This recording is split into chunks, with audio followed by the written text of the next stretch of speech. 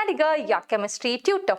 We are in 11th standard. Students, we know we are doing with the states of matter, and this is the lecturing class 3. Already we have finished some of the topics. If you have missed any of them, you can browse into our web application www.v-learning.in. Got it? Fine.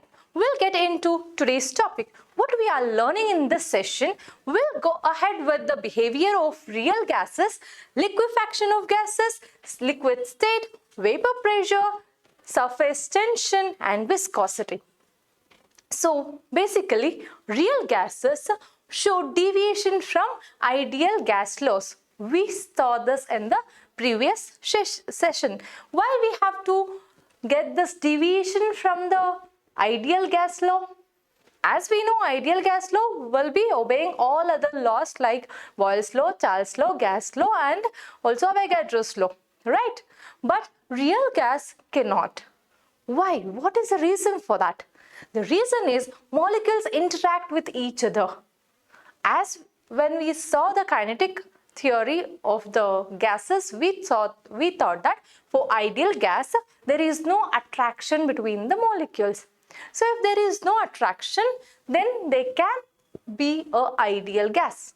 But for real gases, they have a sort of interaction between each other, and that makes the deviation of real gas from the ideal gas.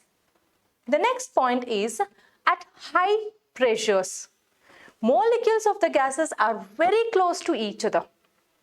As we know, when the pressure increases, the volume decreases. As volume decreases, the particles of the gas comes closer to each other, and there will be a molecular interaction which has been started or which starts operating in between the molecules. That means at high pressures, molecules will be squeezed and they will be having a less space between them, and hence the interaction starts.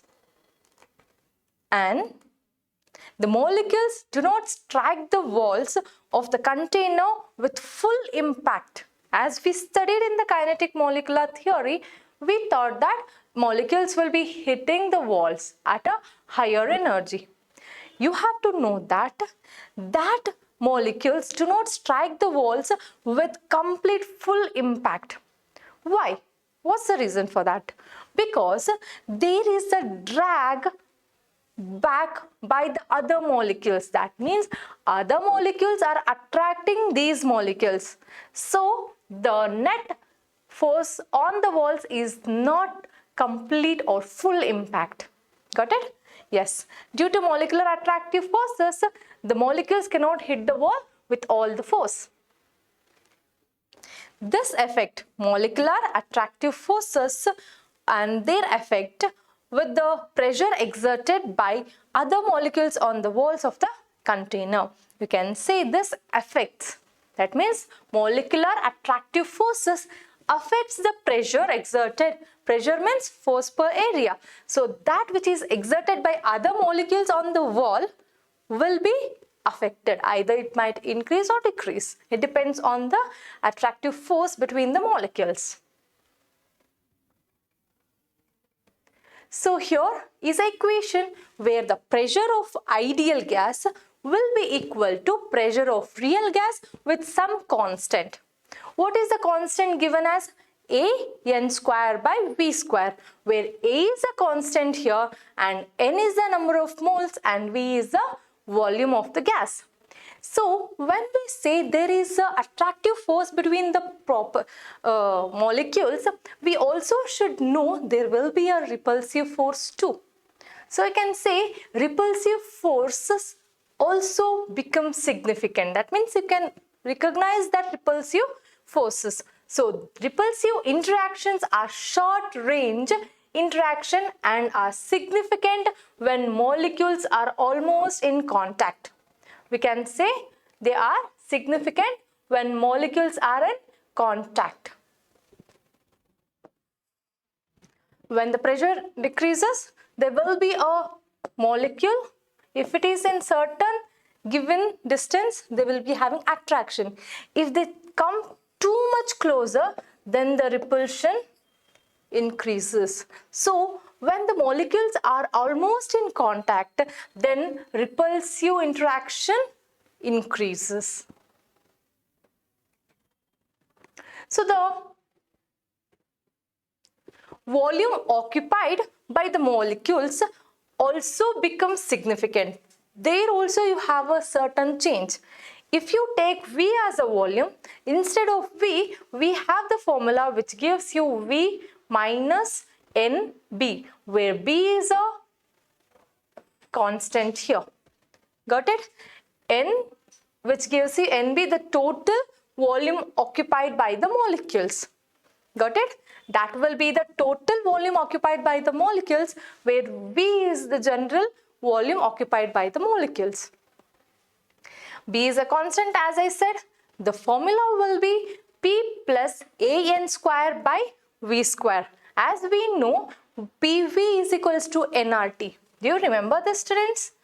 PV is equals to nRT is our equation. Instead of complete P, we are taking P plus AN square by V square, because P for real gas and its constant into volume, the corrected volume V minus NB, that will be equal to nRT. Here can see A and B are constant, as I said. What constant are they? They are given by van der Waals and we call them as van der Waals constant.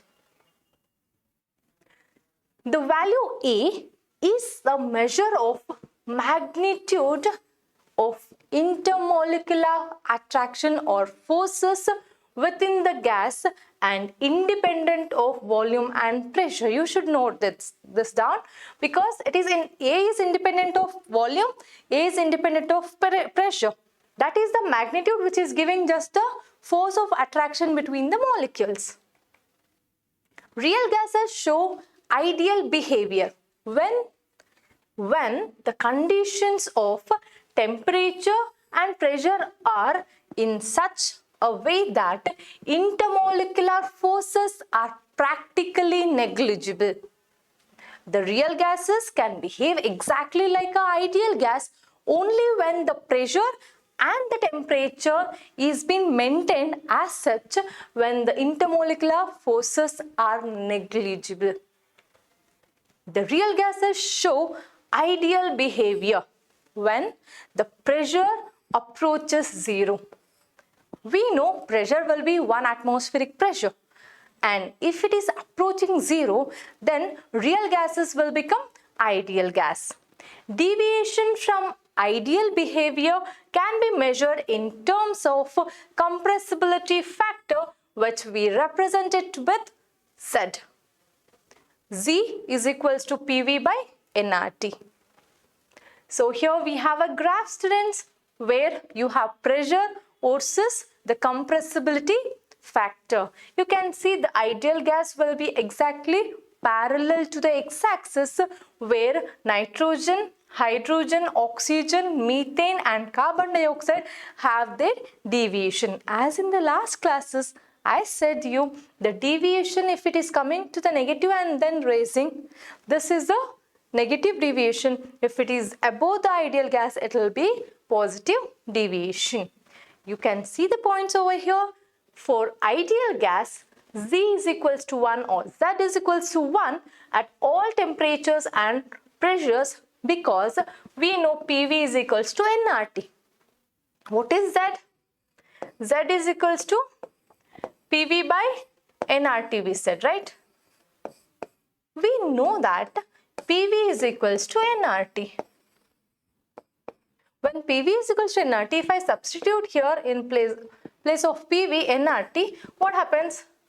nRT divided by nRT. That will be equal to 1. Isn't it? Good. So, when Z will be equal to 1? When PV is equals to nRT. When it is PV is equals to nRT? When ideal gases are experimented. So, value of Z deviates from unity, then we get the real gases. At very low pressures, all gases show approximately Z will be equal to 1 and behave like ideal gas. When do they behave like this? At very low pressure. At high pressures, what happens? At high pressures, all gases will have Z will be greater than 1, and these are more difficult to compress. They are not so easy. At intermediate pressure, not too high, not too low, then most gases will be having Z lesser than 1. Gases show ideal behavior when the volume occupied is larger, so that the volume of the molecule can be neglected in comparison to it. The volume should be neglected in comparison to the number of particles present. Then we can say that the gases behave like an ideal gas. Hope you understand this. Good. Next, coming with this point, the temperature at which the real gas obeys ideal gas law over an appreciable range of pressure is called as boil temperature or boil point. I repeat, the temperature at which a real gas behaves like an ideal gas or obeys the ideal gas law at a particular range of pressure, we call that temperature as Boyle's temperature or boil point. It is not boiling point, remember, it's a boil point. Okay, the force of attraction between the molecules are very feasible as we get the Z is equals to PV, where volume is real volume, by nRT, and we can say V, which is ideal volume, will be equal to nRT by P. Will you obey this? Ideal volume will be equal to nRT by P. When you substitute this, we get Z is equals to V real by V ideal.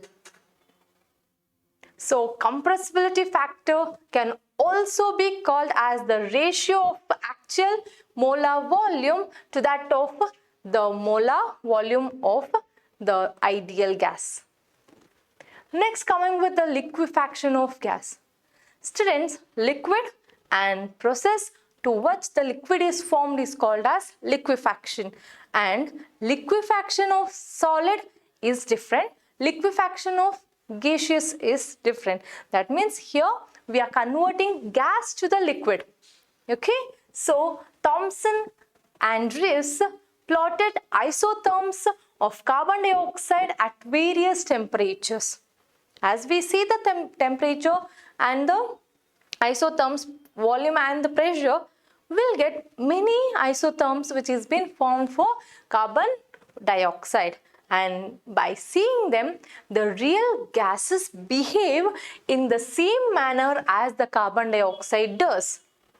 At high pressures, at high temperatures, isotherms were like ideal gas, and the gas cannot be liquefied even at a very high temperature or very high pressure. I repeat this. Remember, whenever we are compressing a gas, what do we generally think? If we apply the pressure, gas will convert into liquid state, right? But that is not the only thing which is applicable here while converting gas into liquid. We have one more factor. We'll discuss that. So temperature is lowered. Even though temperature is lowered, the shape of the curve changes and the data shows deviation from the ideal behavior. We got to know that with a higher pressure also we cannot do at high temperatures. At low temperature also we have the deviation. That means either the temperature and the pressure varies also, we cannot exactly get the liquefaction of gas.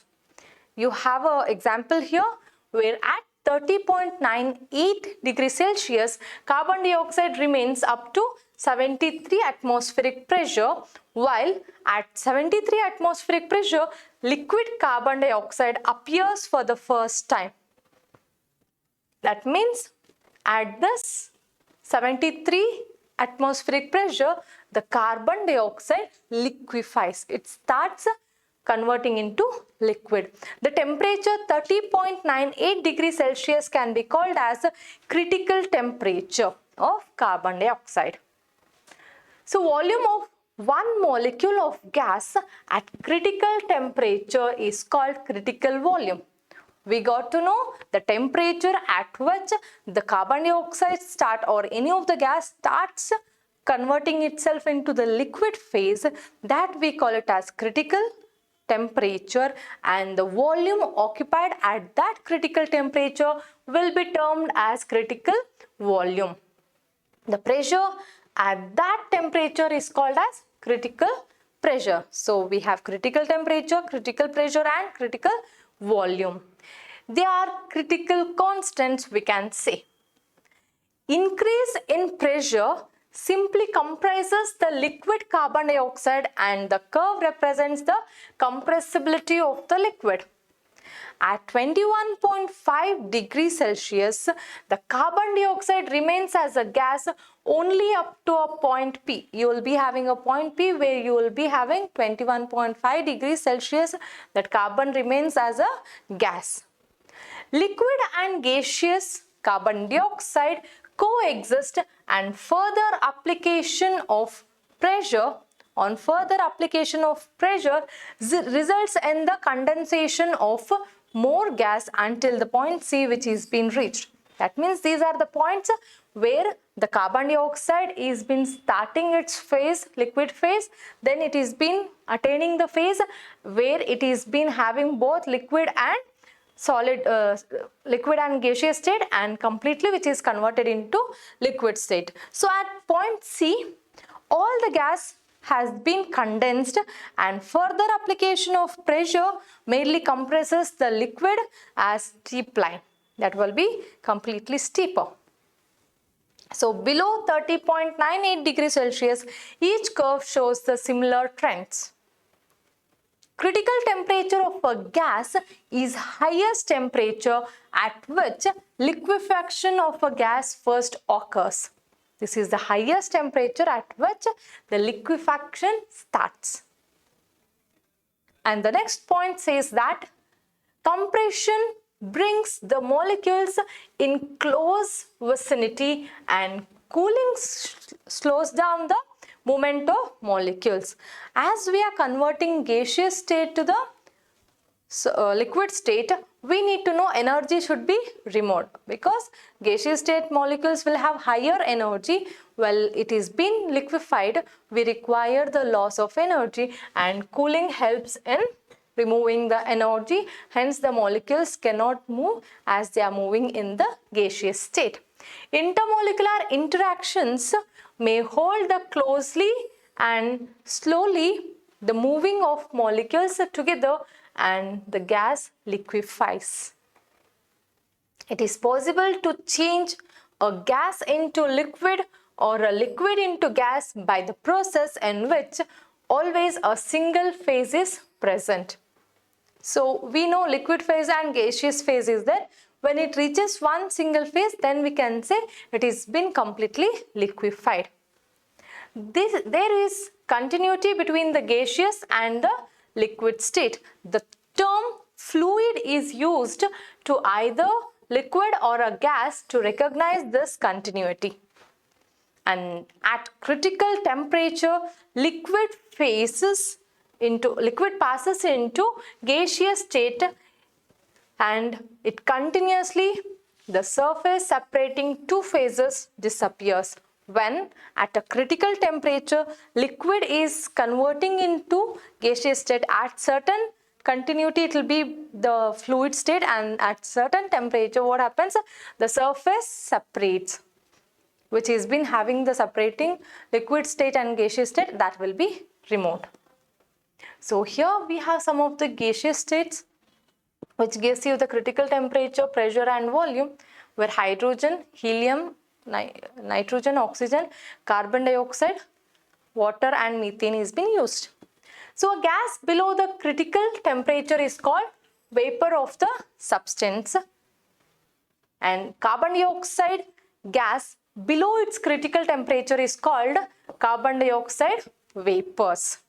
I repeat, vapor means in gaseous state, right? So as a gas below its critical temperature, then it will be called as vapor of the substance.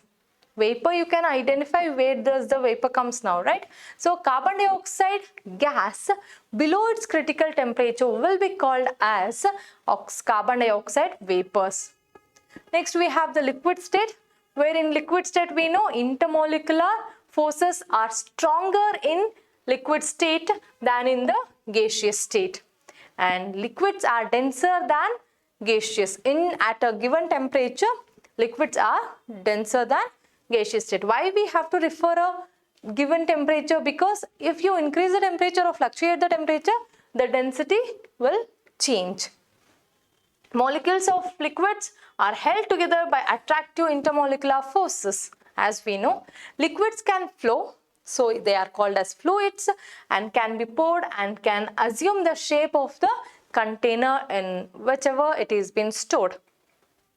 Some physical properties of liquids are vapor pressure, surface tension, and viscosity. We'll discuss about the vapor pressure. What is vapor pressure? Before going with that, we have a plot here of temperature and the vapor pressure. How does it varies for diethyl ether, carbon tetrachloride, ethyl alcohol, and water? All these are liquids, and these liquids will be having the vapors which is being formed, and the pressure of this vapors on the surface of the liquid will be called as vapor pressure. We can say in an evacuated container is partially filled with a liquid, a portion of liquid evaporates to fill the remaining volume of the container with vapors. So if I take water, some of the water molecules will be vaporized and it spreads over the empty space. It occupies the rest of the place or space provided. Liquid evaporates and pressure exerted by vapors on the walls of the container increases. At equilibrium is established between liquid phase and the vapor phase. It is called as saturated vapor pressure. If there is an equilibrium between the liquid phase and the vapor phase, that means no more molecules in the liquid is converting into vapor phase. Then liquid phase is there, vapor phase is there. There is no conversion. That equilibrium state will be called as saturated vapor pressure. At the temperature at which vapor pressure of a liquid becomes equal to the external pressure. That means we have a liquid which is applying the pressure on the walls of the container, right? That vapor which is applying the pressures on the container, if it is equal to the atmospheric pressure, outside pressure. I have a container here. Here we have some pressure which is applied from the vapor on the walls of the container. And if that is equal to the external pressure, the temperature at which the inner pressure is equal to the external pressure, that condition of free vaporization throughout the liquid is called as boiling. What we call it as? We call it that temperature at which the external pressure and the vapor pressure of a liquid will be equal, and that is called as boiling. The temperature at which vapor pressure of a liquid is equal to the external pressure is called as boiling temperature at that pressure. What is boiling pressure, or what is boiling point or boiling temperature? The pressure at which vapor pressure of a liquid is equal to the external pressure of the given surrounding is called as boiling temperature. All these days we were knowing what do you mean by boiling temperature? Temperature at which liquid starts boiling or liquids convert into gaseous state, right? But here in depth you need to understand about the vapor pressure and the external pressure. So when the vapor pressure and the external pressure is equal to each other, at that temperature we call it as boiling. At 1 atmospheric pressure, boiling temperature is called as normal boiling point. And if pressure of 1 bar, then the boiling point is called as standard boiling point. You can ask me what is the difference between 1 atmospheric pressure and 1 bar. We know that atmospheric pressure and the bar are two different units. If it is 1 atmospheric pressure, we call it as boiling temperature. If it is 1 bar, we call it as standard boiling point. Here we call it as normal boiling point. This is standard boiling point. That means bar is the standard SI unit for pressure. 1 bar pressure is slightly less than that of 1 atmospheric pressure, that we know. Normal boiling point of water is 100 degrees Celsius, whereas the standard boiling point is 99.6 degrees Celsius. They have just converted into Kelvin and it is 373 as a normal boiling point, where 372.6 for standard boiling point. Liquids at high altitudes boil at very low temperature in comparison to that of the sea level. You should know about the altitudes. If you are moving with the higher altitudes, liquids will boil at lower temperature because pressure will be decreased there. The external pressure will be lesser when you go with the higher altitudes. As the external pressure is less, if you are attaining that external pressure, then at that temperature the liquid starts boiling and we can call it as boiling point. So what happens at a higher altitudes? Pressure will be less, the external pressure will be less, so they can boil at low temperatures. Next, on heating continuously, vapor pressure increases. Obviously, all the molecules will be converted into vapors, so vapor pressure increases. As temperature increases, number of molecules in the vapor phase also increases, and hence the density of the vapor rises. Got it? Liquid becomes less dense. Yes, it was attaining the, for example, we have liquid phase and vapor phase. All the N molecules are in equilibrium. Here also N, there also N. Now what happens? We are giving heat energy to this liquid.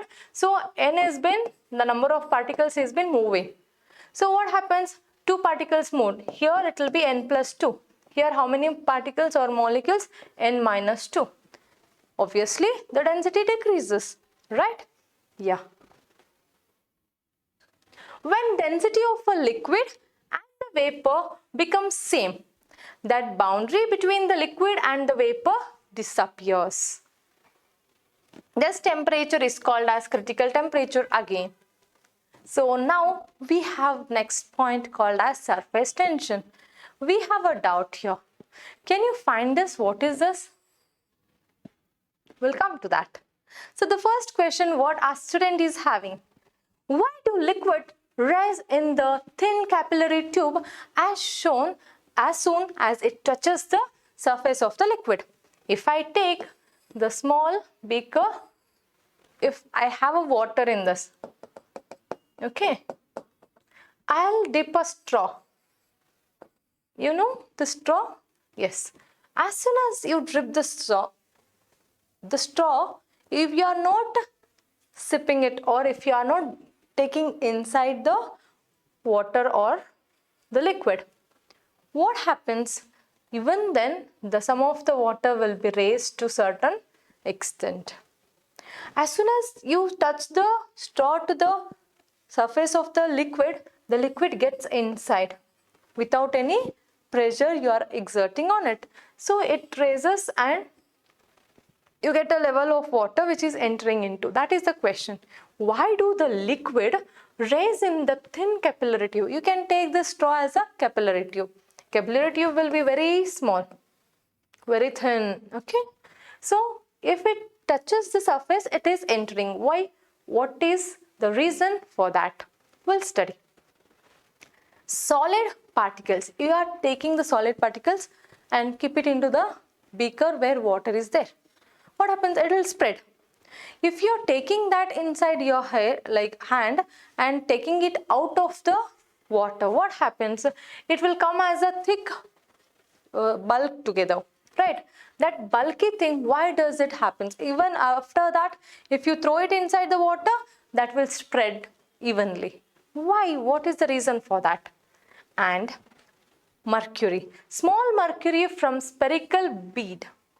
Instead, it forms a spherical bead-like structure like this instead of having a plain surface. What is the reason for this mercury to have that globule-like structure? The reason is surface tension. We'll check with that. A molecule in the bulk of the liquid experiences equal intermolecular forces from all sides. And so molecule do not experience any net force. We say that in the bulk, the molecule, if it is inside the molecule is inside the water, then it will experience the attraction from all the molecules it is surrounded, because it is surrounded with the other liquid molecules. So at this time, it will be having uniform distribution, and that will have a equal intermolecular forces between all other sides of the molecule. So molecule do not experience any net force because it get cancelled. We know in Newton's law, opposite forces will get cancelled, right? So the molecule on the surface of liquid, on the surface if you are taking, just now we spoke about inside the liquid.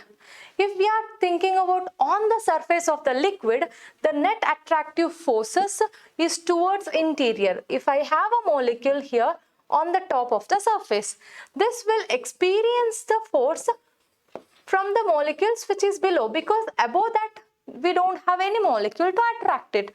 So when it is been attracting, what happens? It is attracted towards interior of the liquid due to molecules present below it, because other molecules are below the surface, so it is having the attraction from below particles, and molecules on the surface experience the net downward force. Obviously, this molecule will be having the force beneath, so it will be having the force which is going interior, and they have more energy than that of molecules in the bulk, which do not experience any net force. Did you understand this? They have, on the surface, they have more energy than that of the energy which is being experienced by the molecules which is inside. Liquids tend to minimize the number of molecules at their surface because they have interior molecules. So if the surface of a liquid is increased by pulling a molecule from the bulk, attractive forces will have to overcome. We need to overcome the attractive forces from the intermolecular forces such that we need to decrease the molecules in the bulk. The energy required to increase the surface area of a liquid by one unit will be defined as joules per meter square. That will be called as surface tension, or surface area is the force acting per unit length perpendicular to the line drawn on the surface of the liquid. The lowest energy state of the liquid will be when the surface area is minimum. So if the surface area is minimum, if you are spreading out, then the energy will be high. So if you are compressing, if the globule has been formed, then the lowest energy is attained. At that time it will be stable. So spherical shape satisfies this condition. If it is flat, it cannot have a lowest energy. So what happens? They combine like this. They take a spherical shape so that this shape will be giving you a lowest energy and surface area will be minimum with spherical shape. Mercury drops, as we say, why does the mercury drop will be having a globule? Because they have the spherical shape. Why do they attain the spherical shape? To attain the lower surface area. If the surface area is less, then the surface tension will be the reason for mercury to have a spherical shape. Even glass, if you take the glass edges, if you heat it, on heating it makes it smooth. As on heating, glass melts and the surface of the liquid tends to get rounded shape at the edges. You can see when the glass has been melting, they smudge and they become spherical. They bend. Why? Because the glass melts. When the glass has been melted, it is in liquid form, and at that liquid form, the surface tension acts, and hence you get the spherical shape. And that surface tension or the bending of glass will be called as polishing of glass.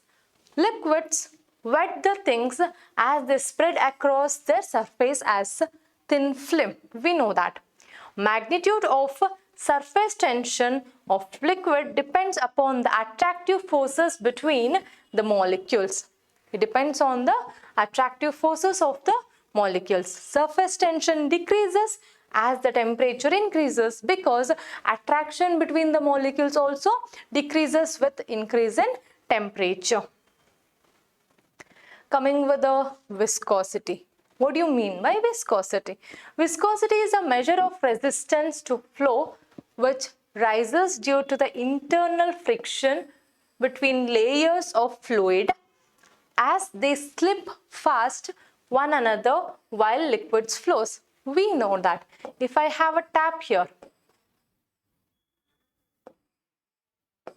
if I have a tap, I have a knob here. If I turn it on, the water will be flowing, right? We know the water flows one another. The one molecule of water attracts the other and it will be a running stream. It is not one molecule first comes and then next. It is not like balls. One ball is coming, other ball is no, not like that. It flows. It flows continuously because they have the attraction between each molecule. So while flowing, we know liquids flows, right?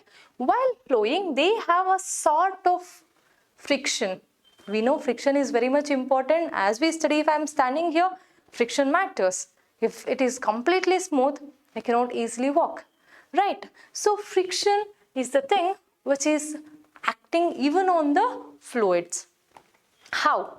If I take this is one layer, the second layer and the third layer, and the distance between each layer is dz. We know d we use in mathematics as the differentiation of z. You can take it a small change in or small distance as dz here. And the first layer, if I take on the first layer, if it is falling down, the liquid will have the initial force of u and du with the du, like it will be having u plus du as a initial velocity. Next, when it comes to the second layer, it will be u as a initial velocity, and when it comes to the third layer, it will be u minus du. That means every layer the liquid is getting down, it is losing some velocity. Why it is losing that energy? We know that kinetic energy will be proportional to that of potential energy what the liquids or the substances existed. So here when the energy is been decreasing, that means some other opposite energy is applied on it. That opposite energy is nothing but internal friction between the layers.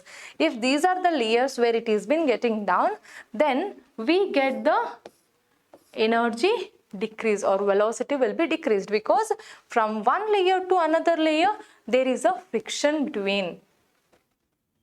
The flow of liquid in which there is a regular gradation of velocity in passing from one layer to the next layer is called laminar flow. This decrease or this reduction in energy will be called as laminar flow.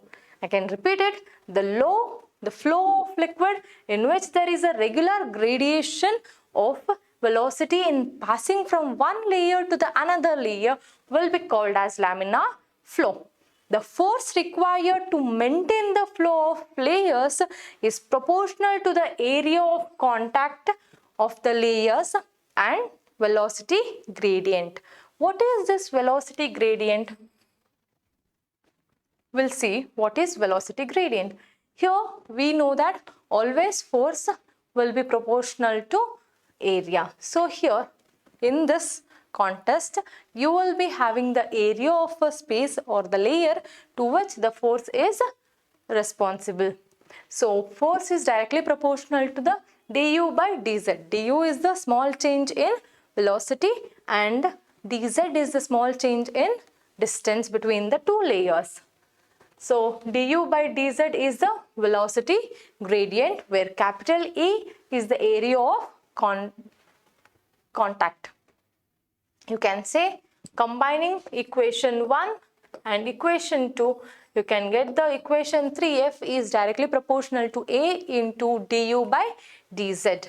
And we have the proportionality constant, which is neta, where neta is proportionality constant. We can call it as coefficient of viscosity. Viscosity coefficient is the force when velocity gradient is in unity and area of contact is in unit area. If you have the velocity gradient is equals to 1 unity, and if you have a area of contact will be equal to 1 unit area, then you will get it as a force which has been acting on 1 unit area and the velocity gradient is unity, then we call that as viscosity coefficient. The SI unit of viscosity coefficient is 1 Newton second per square meter. We call it as Newton second per meter square, and that can be also written as Pascal seconds. Next we have the greatest viscosity. If you have the greatest viscosity, then the more slowly the liquid flows. That means viscosity means which is opposite force. It is internal friction. So if the internal friction is high, then the water cannot easily flow. Hydrogen bonding and the van der Waals force of attraction are strong enough to cause high viscosity. If you have a hydrogen bond in between the liquids, they cannot easily flow because the molecular attraction is too high and the viscosity or the friction increases. Glass is extremely viscous liquid such that it may have the properties resembling with the solids. It is almost resembling the solids.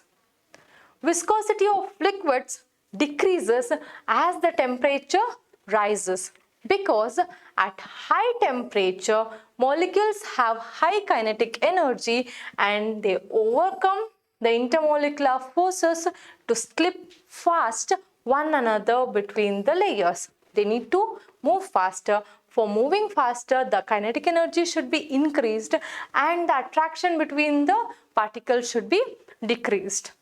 When does that can be possible? At a higher temperature. As they gain energy, they can move easily. Yes, by this we finishes this states of matter, students. As you know, we have discussed all these things and revision is very much important. In the next class, we'll be revising some of the topics generally or briefly, and we'll go with the numerical problems based on these gas laws, Boyle's law, Charles' law, combined law of gases. So hope you enjoyed the class, you understood this. If you have any doubts, as you can text us or come back to us. If you have missed any of the videos, you can browse into our web application. And we Vistas Learning always work for quality education for all. Thanks for watching, students.